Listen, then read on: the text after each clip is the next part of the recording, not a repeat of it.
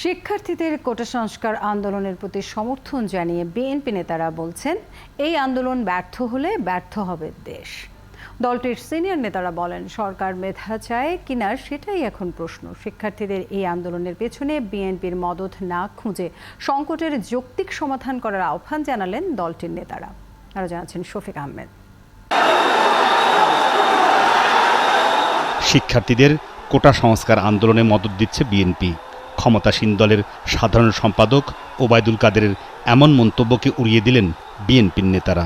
শিক্ষার্থীদের এই আন্দোলনের প্রতি সমর্থন জানিয়ে কোটা সংস্কারের দাবি মেনে নিতে সরকারের প্রতি আহ্বান জানান বিএনপি এবং তাদের সাথে যুগপৎভাবে আন্দোলনকারী দলগুলোর নেতারা।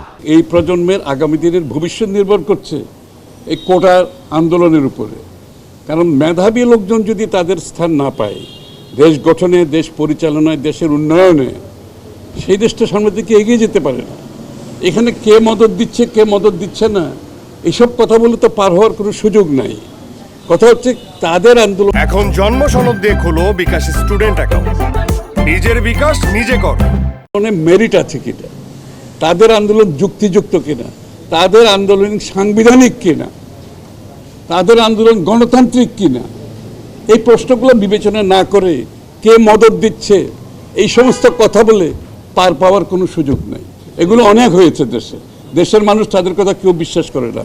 ছাত্রদের দাবি হচ্ছে, আমরা তো কোর্টের কাছে তো কোনো আবেদন করি নাই, আমাদের আবেদনটা ছিল রাষ্ট্রের কাছে, সুতরাং রাষ্ট্রই এটা সমাধান করবে।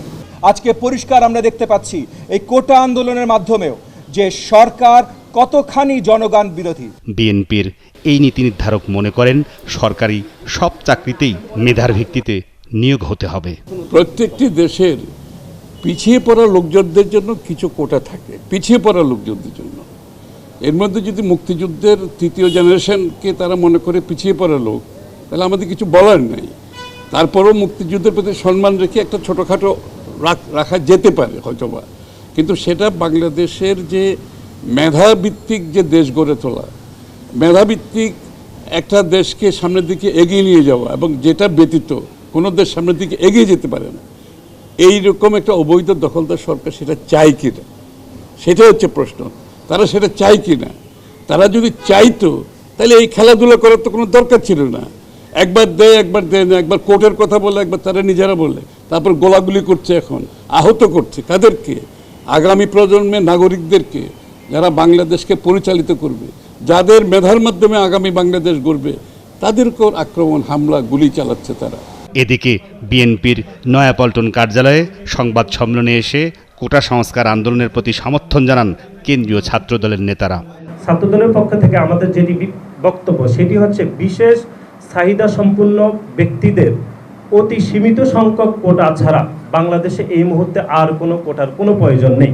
এটি আমাদের একদম অফিসিয়াল বক্তব্য, এবং চলমান যে গণতান্ত্রিক আন্দোলন সাধারণ শিক্ষার্থীরা করছে, এই আন্দোলনের সাথে বাংলাদেশ জাতীয়তাবাদী ছাত্রদল পূর্ণ সমর্থন জ্ঞাপন করছে।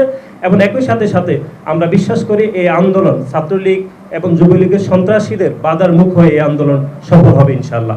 একমাত্র ছাত্র সংগঠন ছাত্রদল যে সাধারণ জনগণের জন্য, সাধারণ ছাত্র সমাজের জন্য একমাত্র আমরাই তো মাঠে রয়েছে।